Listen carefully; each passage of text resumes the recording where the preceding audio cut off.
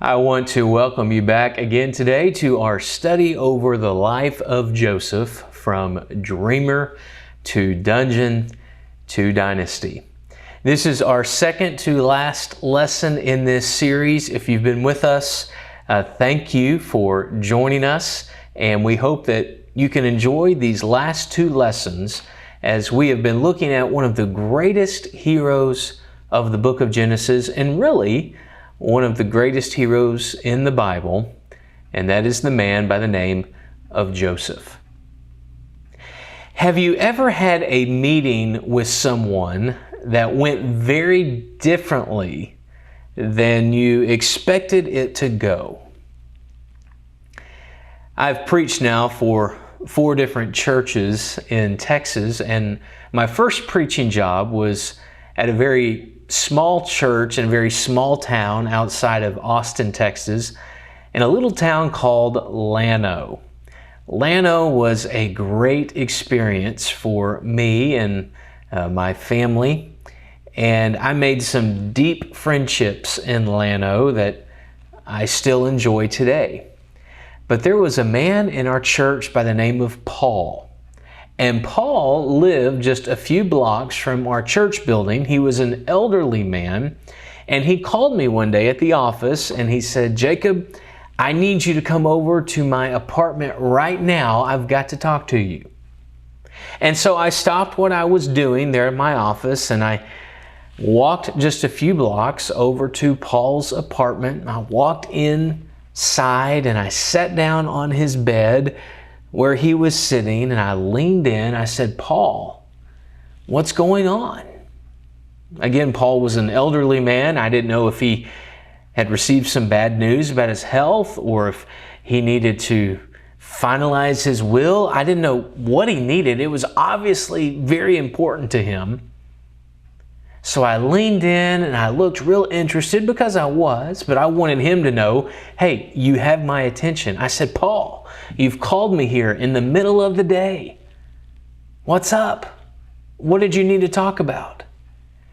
And he looked at me and he said, he said, "I'm out of my insure and I need you to go to Walmart and buy me a few cases."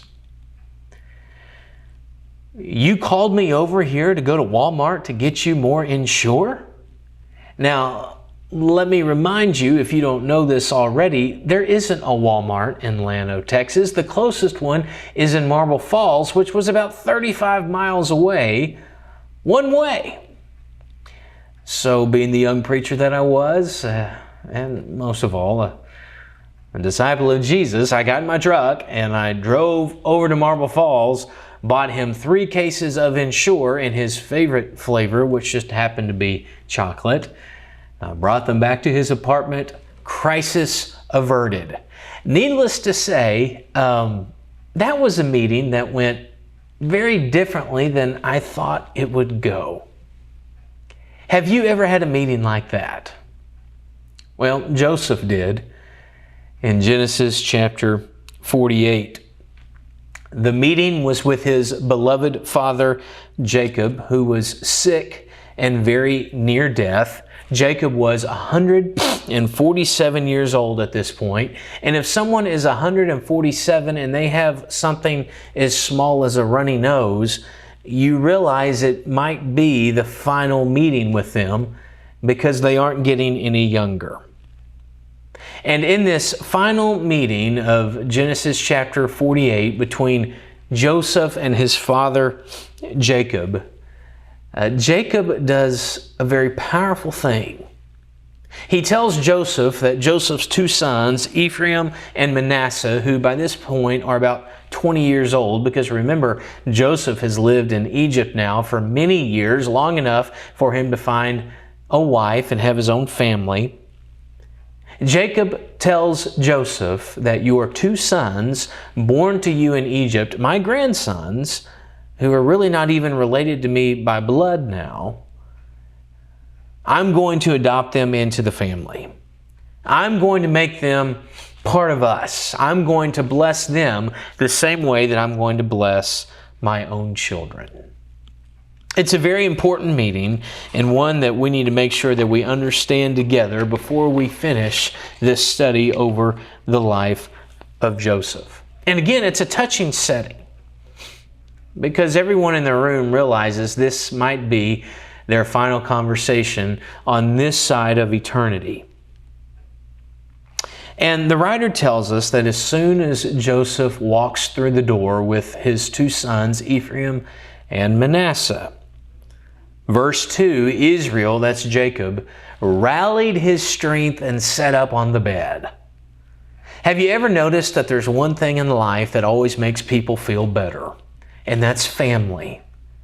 You may not feel like going out to eat or running any errands or really even talking with someone on the phone, but if your family comes over, especially your grandchildren, you find the will to get up and to be sociable and to enjoy the conversation. Jacob hears the knock at the door. He knows it's his favorite son, Joseph, and Joseph's two children, and he's ready to have a conversation. And again, Jacob tells Joseph, I've got some good news for you. Your two boys, Manasseh and Ephraim, born here in Egypt, I'm adopting them as my sons. And that's a really big deal, and scholars kind of debate as to why Jacob could be doing this. Some suspect it's because he is so displeased with his older sons, Reuben and Simeon, that he is kind of removing them out of the family will, and Manasseh and Ephraim are going to take their place. And in fact, Reuben, who is the oldest son by Jewish custom, he would be receiving a double portion of Jacob's blessing. And Manasseh and Ephraim are going to split that double portion. Other people say, well, it may not be that Jacob's getting rid of Reuben and Simeon as much as this is Jacob's way of thanking Joseph for saving the family. Joseph could have had his brothers killed, and Joseph certainly didn't have any obligation to allow Jacob and his brothers to come all the way to Egypt and live in the land of Goshen and live like royalty when they were really just more like peasants back in Canaan. So this is Jacob's way of thanking his favorite son, Joseph. I'm going to adopt your two sons, Manasseh and Ephraim, and they will receive part of my blessing. We don't really know why Jacob did it, but we do know this is a big deal. Manasseh and Ephraim would receive blessing, inheritance, protection, security, just like Jacob's other children. So Jacob summons Joseph and he says, bring me the boys that I might bless them. And he asks an unusual question in verse 8. He says, who are these? Talking about Manasseh and Ephraim. Who are these? You wonder why Jacob asked that question? I mean, surely this is not the first time that he's met Manasseh and Ephraim. They're 20 years old by this point. Again, people have their ideas as to why Jacob asked this question, who are these? Some people say, well, that's because he's old and his eyesight is failing him. He literally can't recognize who they are. It's a good possibility. Another option is that this is Jewish custom. Now, whenever someone would pronounce a blessing, pass on the inheritance, it was made official by the vocal recognition of who they were. That person would have to say the names of the ones receiving the blessing. So he asked, who are these? So that Joseph could answer, these are my sons Manasseh and Ephraim, so that then Jacob could make it official by saying, okay, Manasseh and Ephraim, you are about to receive the blessing. But Joseph leads the boys to his father respectively, with Manasseh on the left side of Jacob to receive Jacob's right hand, and Ephraim on the right side of Jacob for Jacob to give Ephraim his left hand. The right hand symbolizing the older child, the left hand symbolizing the younger child. Because Joseph has to remember the story that he heard around the family dinner table before he was sold into slavery about when his father Jacob tricked his grandfather Isaac. I know you remember that story. And Jacob is the favorite child of Rebekah, Joseph's grandmother. Esau is the favorite child of Isaac, that'd be Jacob's grandfather. And Rebekah tells Jacob, let's trick Dad. Why don't you be the one to receive the birthright, even though you are the younger child? And so while Esau is out hunting in the fields, Rebekah and Jacob trick Isaac by putting the skin of goats and the hair of goats on Jacob's arms, because Esau was a very hairy individual and Isaac's eyesight was failing, and he would feel the goat skin and think that he was talking with Esau. Joseph has to remember this story, and he has to be thinking, Dad, don't do this wrong like what you did to your father. Make sure that you recognize who is older, Manasseh, and who is younger, Ephraim, and put the right hands on the right heads.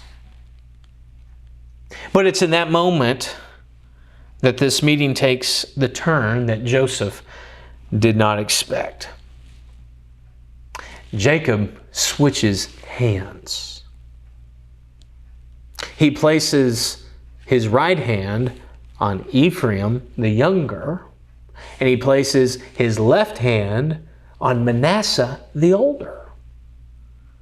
And Joseph watches this happen. In fact, the text tells us that when Joseph saw his father placing his right hand on Ephraim's head, that he was displeased, so he took hold of his father's hand to move it from Ephraim's head back to Manasseh's head. That word, therefore, displeased, in the Hebrew language is much stronger than how the English rendering of the Old Testament translates this. That word displeased actually means that Joseph thought that his father was doing a wicked thing. And he wants to stop his father. He says, Dad, no, move your hands back. This one's older, this one's younger. And Jacob looks at his son Joseph and once again switches his hands. No, I know what I'm doing. I am going to give the younger, Ephraim, the blessing, the greater blessing, and Manasseh, the older, will not receive as much. And we just imagine what it would have been like to be a fly on the wall watching the hands go back and forth. And Joseph trying to tell his dad, Dad, you're doing this wrong. You are doing this wrong. But Jacob says, no, the younger brother will be greater than the older, and the younger will become a larger group of nations. One writer said it this way, Jacob may be losing his eyesight, but Jacob is not losing his insight. Jacob knows exactly what he is doing. And as we read through the Old Testament and as the story progresses long beyond the book of Genesis, it happens exactly the way that Jacob said that it would. When a census is taken in Numbers chapter 1, Ephraim, the tribe of Ephraim, numbered over 40,000. The tribe of Manasseh, only 32,000. In his farewell address, Deuteronomy chapter 33, verse 17, the second giving of the law, Moses referred to the thousands of Manasseh, but the 10,000s of Ephraim. And in the days of the divided kingdom of Israel and Judah, the northern kingdom of Israel, the larger kingdom, was known as the kingdom of Ephraim. Jacob was right. Jacob knew what he was doing. He blessed the younger more than the older, and the younger became the greater nation. Kind of like what happened with him and his brother Esau. And you know, when I was going through this study of the life of Joseph, I almost skipped over Genesis chapter 48 because it really is just a formal proclamation of blessing to different tribes. But then I realized that there's so much in this chapter that teaches us about our relationship with God. The first thing is, aren't you glad that God's boundaries for family extend much further than ours?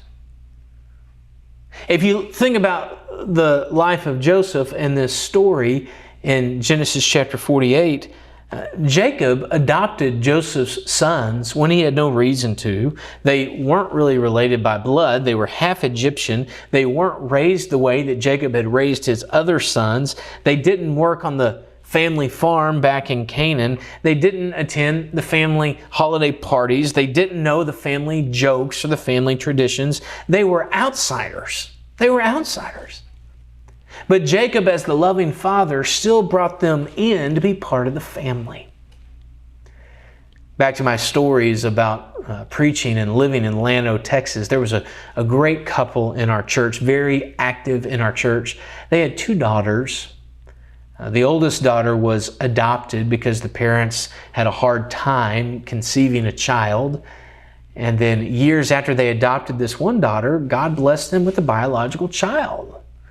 The mother was able to become pregnant, and I was friends with both of those girls. They were separated by an age of about 5 years, and I remember them talking to each other and laughing with each other, and the older daughter, who was adopted, would often tell the younger daughter, who was the biological daughter, you know, Mom and Dad, they had to have you, but they chose me. They chose me. God chose you.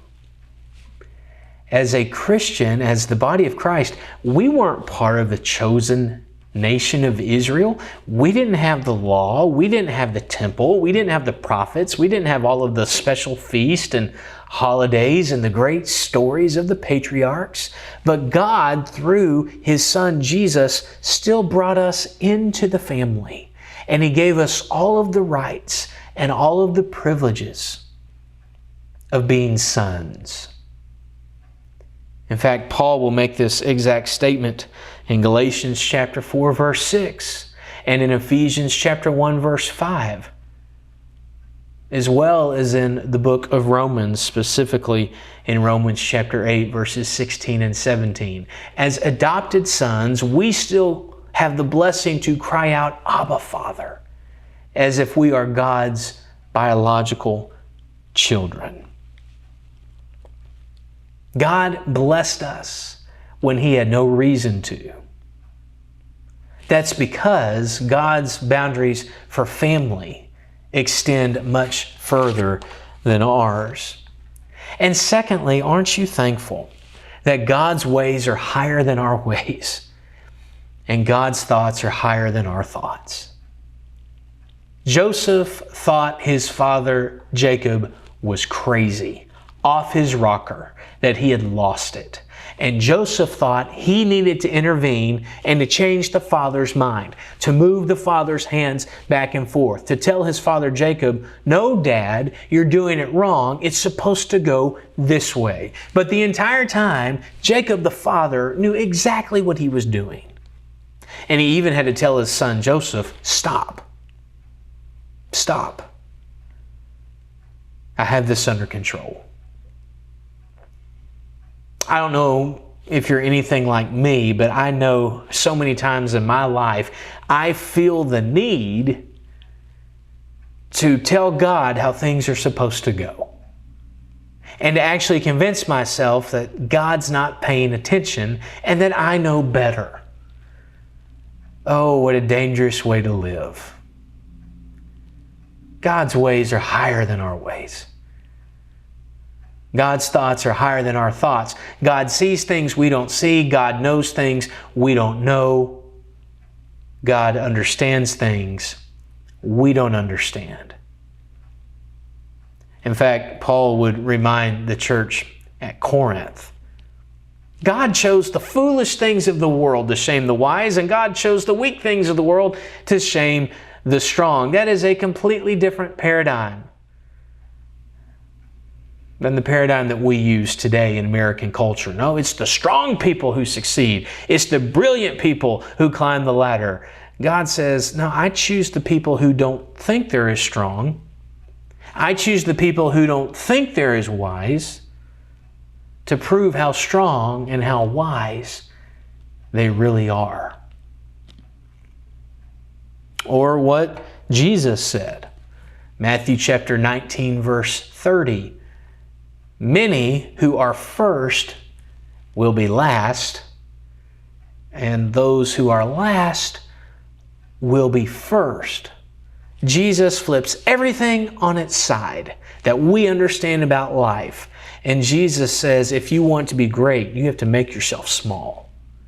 If you want to win, you have to be someone who is willing to lose. It doesn't make sense to us, but it's God's way. It's the Father's way. Because God's ways are higher than our ways. And God's thoughts are higher than our thoughts.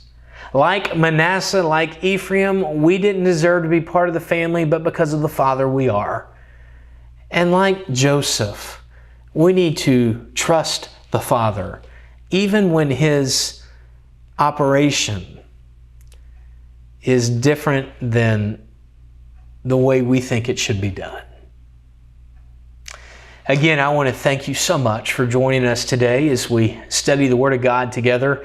I hope you have a great week, and I hope that you will join us again one last time as we look at Genesis chapter 50 in our following study. Have a great week. Take good care. God bless, and we will talk with you next time.